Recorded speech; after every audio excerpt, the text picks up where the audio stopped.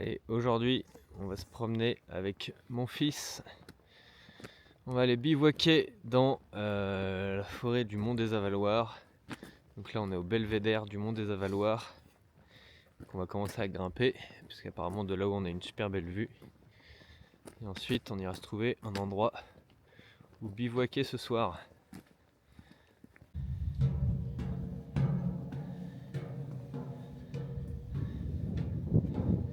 Allez, on est au sommet du belvédère du Mont des Avaloirs. On est à donc 417 mètres d'altitude, c'est le point culminant de la Mayenne. Là, plein sud, dans cette direction, Madrid, 900 bornes. Voilà. Sinon, j'ai aussi le Mont Saint-Michel par là, 100 bornes, un peu plus proche. Et là, on a une vue à 360 sur la Mayenne et l'Orne, puisqu'on est à la limite Orne-Mayenne.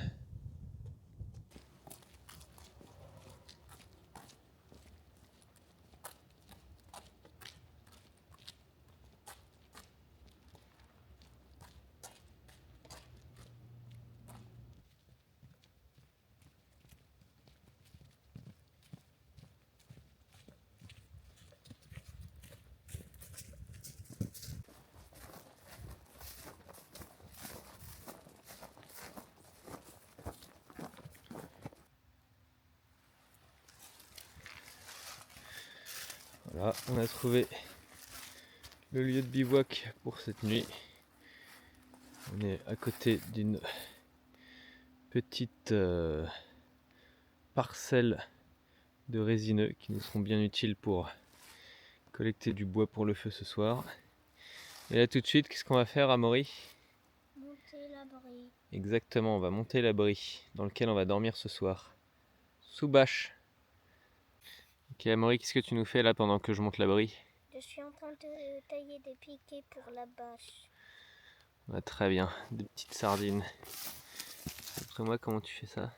Je mets le couteau ici, je prends le bâton et je tire comme ça. Exactement, comme ça, tu es en sécurité et tu risques pas de te blesser. Et tu as un beau couteau à bourron, un Ultaforce à bourron, pour pas se planter.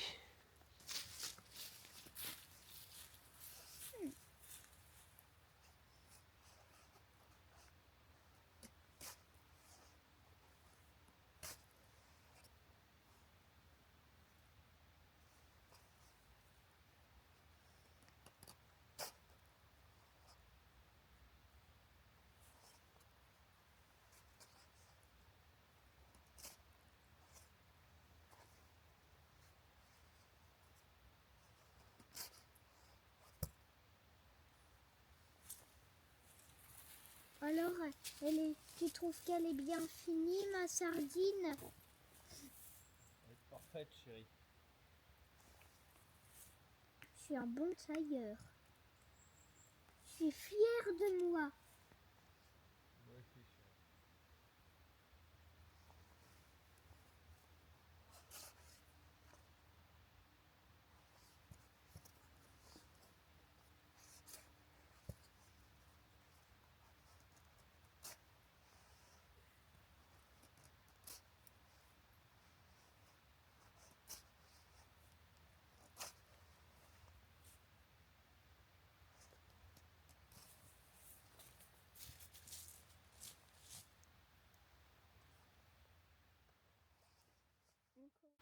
Ok, donc là, avec le nœud qui est ici, qui est un nœud tendeur, je viens tendre ma fêtière.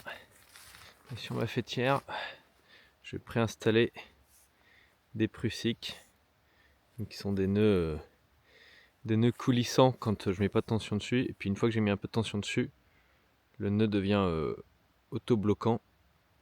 Et du coup, ça me permet de tendre mon tarp. Dès que je mets plus de tension, le nœud, je le promène. Dès que je mets un peu de tension, il est bloqué.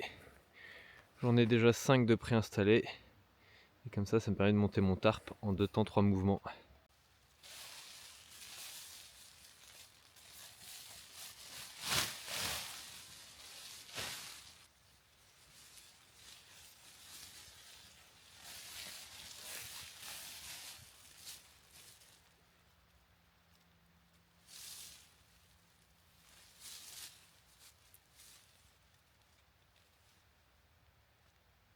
Aujourd'hui, j'aide papa à monter sa tente.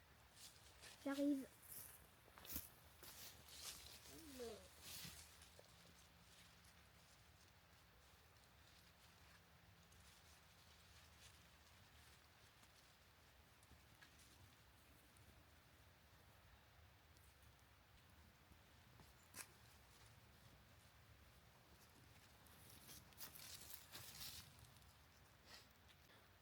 Voilà, le montage du tarp est fini. Je fais un montage basique en A, avec un petit abri canadien.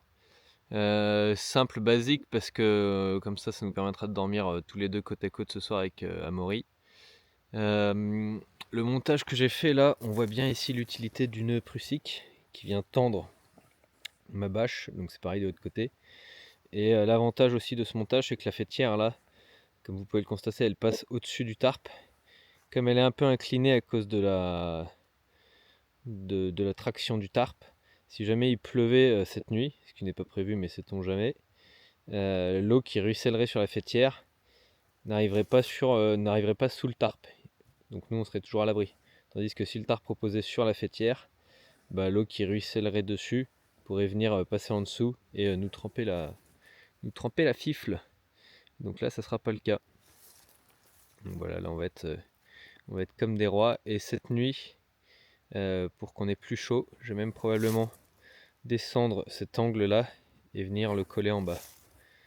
D'ailleurs je vais faire ça maintenant.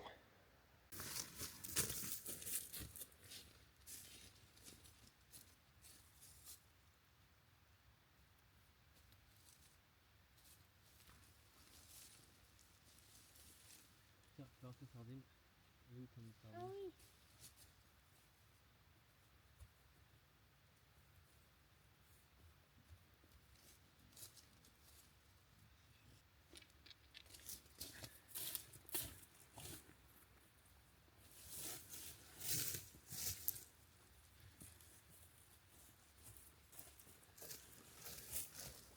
Et donc, il y a beaucoup de place pour dormir tous les deux.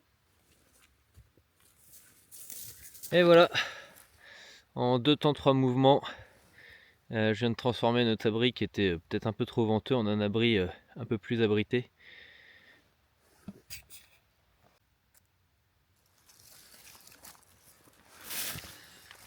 Voilà, donc là, Amaury, tu peux même tenir à genoux, je pense, accroupi en tout cas.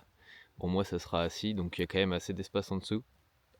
Et je disais, c'est l'avantage numéro 1 de cet outil incroyable qui est le tarp. C'est que c'est modulable à souhait. Qu'en 2 temps 3 mouvements, on peut changer d'abri comme on veut et s'adapter aux conditions climatiques. Là, ça m'a pris 2 minutes pour le passer d'un abri complètement ouvert à un abri semi-fermé. Et voilà. Et le montage du coup n'a pas changé. Enfin, le montage n'a pas beaucoup changé.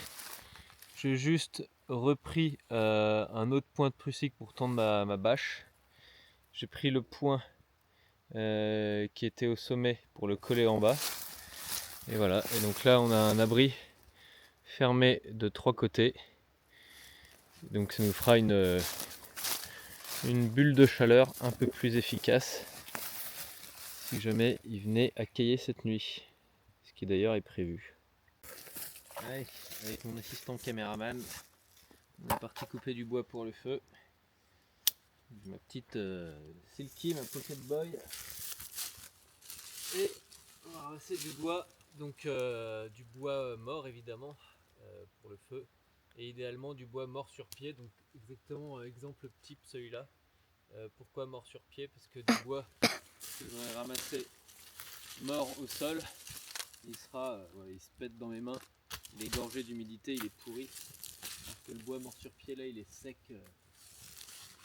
comme c'est pas permis.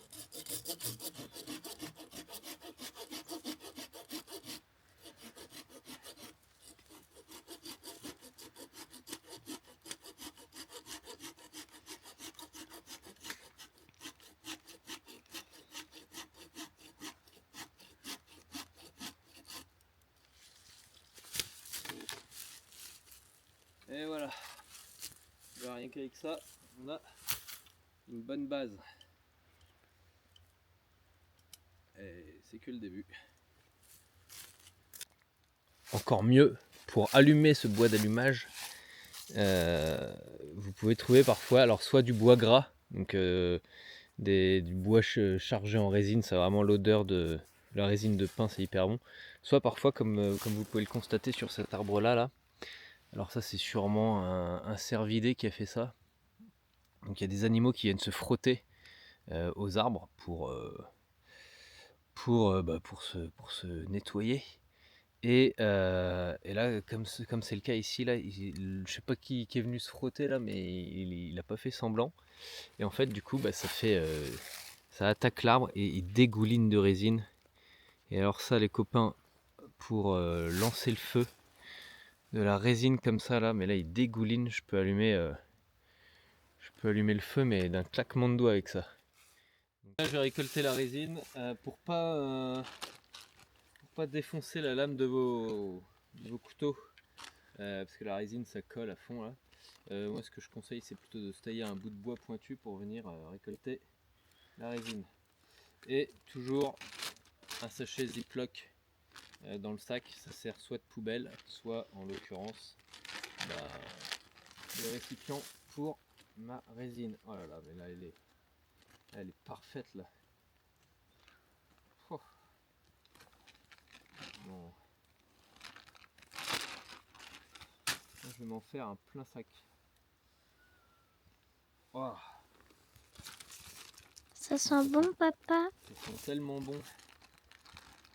Ça sent divinement bon. Ça c'est vraiment un cadeau de la nature.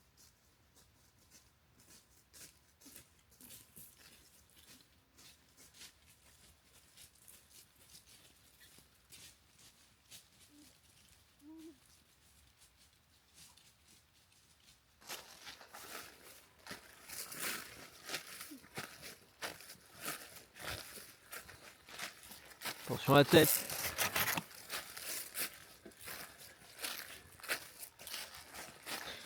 Toujours avoir un assistant en fait. Pas cher payé. Travail de mineur. Mon compte est bon, non? Et ben voilà. Donc le bois avec Amaury, c'est fait. En attendant, le ciel bleu carrément et le soleil sont arrivés. Donc ça fait quand même vachement plaisir. Ça fait plaisir à son homme. Comme dirait un certain professeur. Je n'en dis pas plus. Et maintenant qu'on a récolté le bois d'allumage, la résine et le bois de chauffage, je vais débiter tout ça en tranches. Et puis on s'attaquera ensuite à l'eau. Peut-être à la pause bouffe aussi à un moment, parce qu'il est quelle heure là? J'ai pas l'heure. Il y a l'heure sur ce petit engin merveilleux qui me filme là? Non, il n'y a pas l'heure. Bon. Mais il commence à faire faim. Donc ça va bientôt être la pause déj aussi.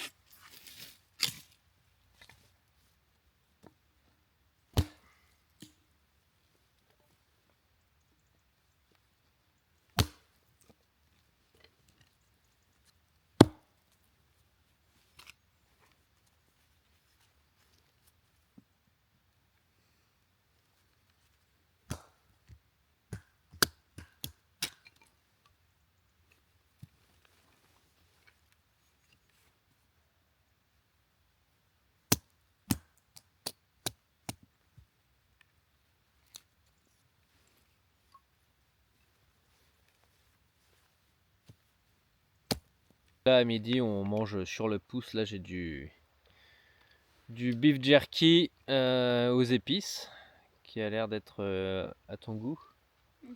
Voilà. Et après barre céréales, crêpes poiou, que des trucs bons pour la santé, voilà quoi. Parce que nous on est comme ça nous. Et c'est plus un apéro on va dire. Et voilà. Et voilà, et j'ai dit apéro et j'ai pas pris la bière. Tuez-moi. J'ai oublié la binge. J'ai oublié la bière. C'est une catastrophe. Oh, la condamné à boire de l'eau quoi. Bon, allez, c'est pas grave, on va pas se laisser abattre. Donc un apéro à la flotte, voilà. Et puis tout à l'heure, on se fera un bon repas chaud avant de se glisser dans le duvet.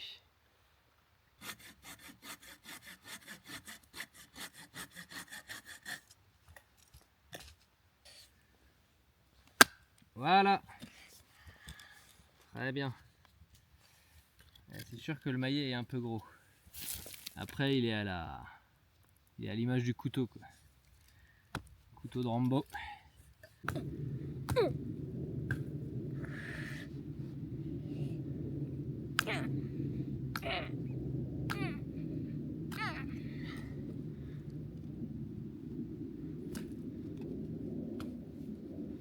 Ouais, tiens-le bien de la main gauche. Bien fort de la main gauche. Pour qu'il soit bien droit. Voilà. Faut qu'il soit bien droit le couteau. Voilà, très bien. Et ben voilà. RS. Pour ce soir, je nous ai prévu un petit foyer en top-down. Papa, Oui. en français, on dit un foyer au feu inversé. Eh oui. C'est vrai que t'as raison, ça. On est en France. Et ça nous permettra de cuisiner un bon repas chaud sur un feu en foyer inversé. Merci. Merci, mon brave. Alors, Amaury, pour allumer le feu, on a le choix entre le briquet ou le fire steel. Alors évidemment, nous on va prendre le fire steel. Et on a le choix après entre des allumes-feu soit naturels comme la résine que j'ai ramassé tout à l'heure, ou alors du bois gras qu'on va venir découper en tout petits copeaux, ou alors des allumes-feu préparés comme dans cet œuf Kinder, les boules de coton vaseliné que j'ai sorties et qui permettent d'allumer un feu. On va commencer avec le coton, vas-y. Alors tu mets un grand coup bien fort. Non, comme si tu voulais l'éplucher. Voilà, mais sur le coton. Hop, donc tu poses ton fire steel sur le coton et tu frottes. Fort. Encore.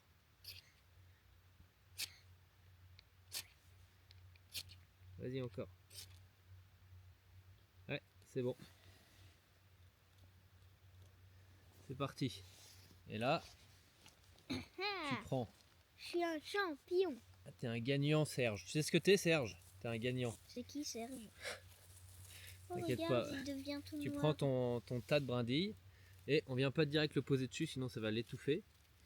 On vient le porter légèrement. On attend que ça s'embrase.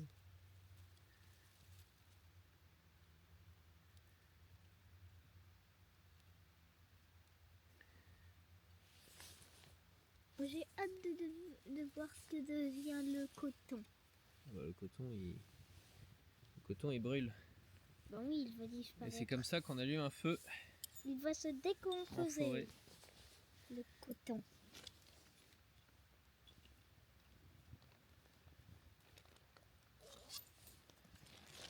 Je crois qu'il va bien nous réchauffer. Stop là, champion. Tape la champion.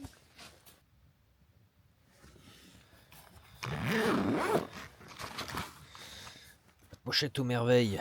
Allez. Pendant que Maurice réchauffe auprès du feu. Ça, c'est le petit déj de demain. Nous, on va se lancer sur la préparation du repas. La bouffe. Du comté. Des patates. Des œufs. Des poulettes. Petit oignon rouge. Huile d'olive. Sel, poivre, épices. Poitrine fumée.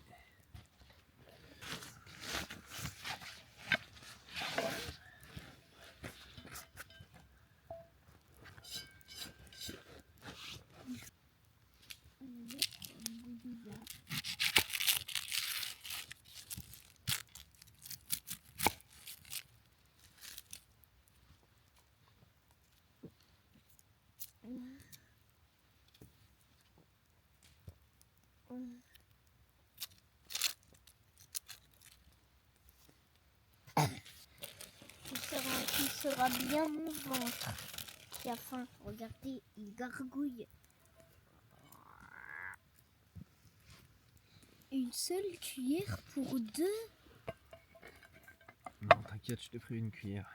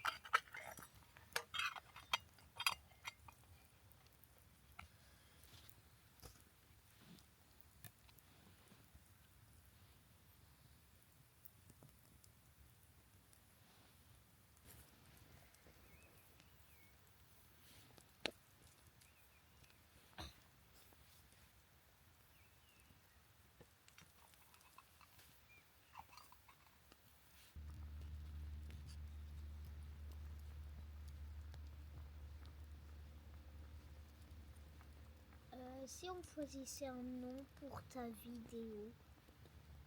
Ouais, elle va s'appeler... Comment est-ce que tu veux qu'on l'appelle? On est dans quelle forêt? On est près du mont des Avaloirs. Bivouac dans la forêt du mont des Avaloirs. Allez, vendu. Tu vois, papa, il a été louveteau et scout pendant 15 ans. Jusqu'à quel âge? Jusqu'à mes 21 ans. J'ai commencé comme toi quand j'avais 8 ans et j'ai arrêté quand j'avais 21 ans.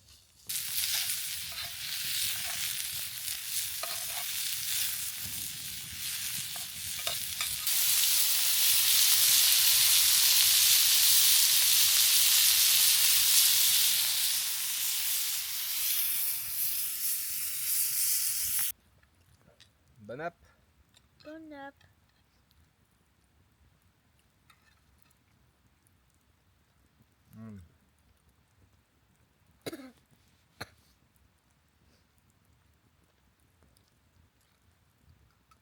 C'est bon, hein? Peu. Comme ça.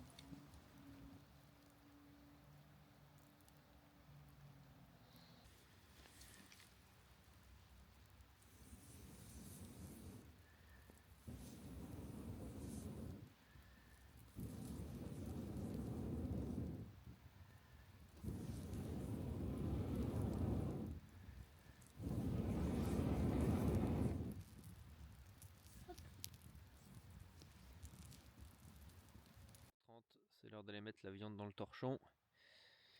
Une bonne nuit de sommeil et demain matin, rebelote. Tout va bien, Maury? Oui. T'as pas froid? Non, j'ai pas froid. Ok. Bonne nuit. Bonne nuit. Allez, et nous on se retrouve demain matin.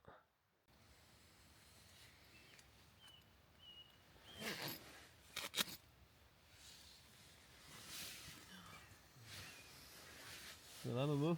Oui. Bien dormi? Oui. Oh, eh ben, il est 8h15. La température extérieure est de 0,6 degrés. Ça fait beaucoup de degrés. Ah non, 0,6 ça fait pas beaucoup non. Ça fait Et combien? il pleut pas, il a l'air de faire beau. Ouais, il a l'air de faire beau.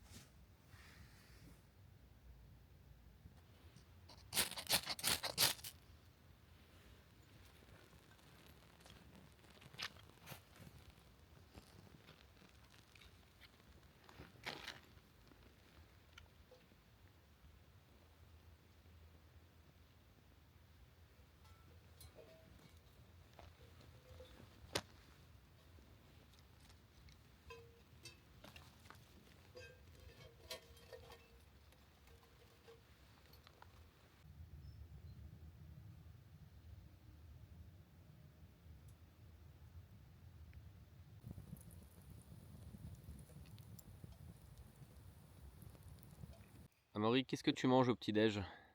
Un bon riz poulet bien chaud, papa. Un bon riz poulet au curry de chez Forclaz, un petit lioffe dès le matin. Et après, tous les déchets iront dans la poubelle. Bah ouais, parce qu'on n'est pas des gros porcs. On ramène ses déchets. Voilà, le petit poêle à bois là. Ça, c'est super pratique. Ça, c'est un Big Bad Stove de chez Savota que j'ai acheté certainement chez Résilience Nordique. Et on arrose la fin du petit-déj avec une petite barre et un petit café. Et puis après, on s'attaquera à démonter le campement.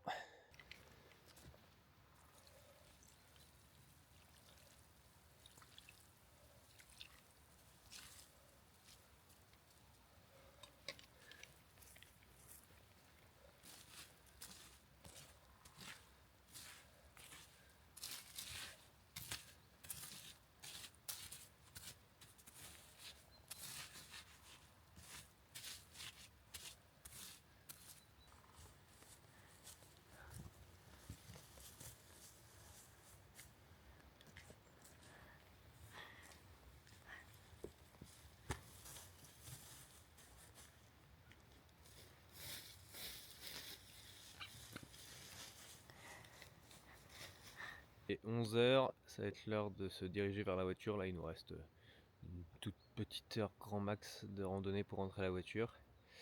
Le lieu de camp est bien rangé. Le feu est complètement éteint, en sécurité. On n'a laissé aucune trace de notre passage, ou en tout cas aucune trace visible. Voilà, il fait beau, le soleil brille. Que demande le peuple?